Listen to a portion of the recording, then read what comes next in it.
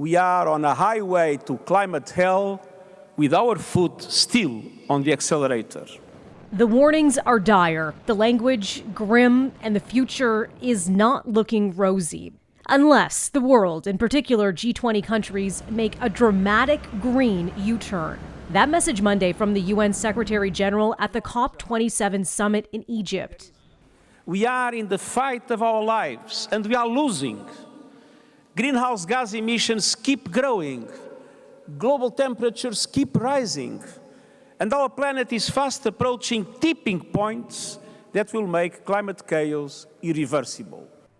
An urgent tone set by Antonio Guterres as governments begin 2 weeks on talks, focused on how to avert the worst of climate change, just as the globe is dealing with a range of crises, like Russia's war on Ukraine, soaring inflation, and an energy crisis. We have a credibility problem, all of us. We're talking, but we're not doing enough. Former U.S. Vice President Al Gore criticizing developed nations' pursuit of gas resources in Africa. But the credibility of the climate talks themselves, it's also in question. The gathering in Egypt is the 27th conference of the parties. Decades worth of summits have failed to save the planet from excessive warming, Guterres points out. We are getting dangerously close to the point of no return.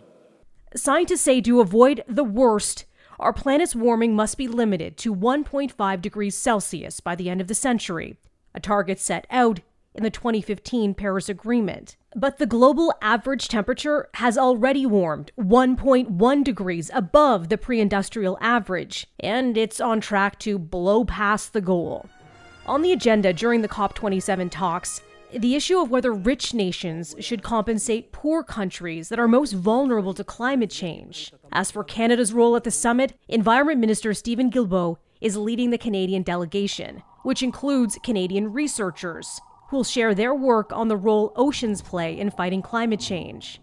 Canada is just one of the countries being asked to do more to tackle the climate crisis. Prime Minister Justin Trudeau, though, is not going to the summit. COP27, why are you not going? No direct answer explaining his absence coming from Trudeau to that reporter's question in Quebec Monday. Instead, he said Canada is being represented by a strong delegation and the country is committed to putting a price on pollution. Melissa Duggan, City News.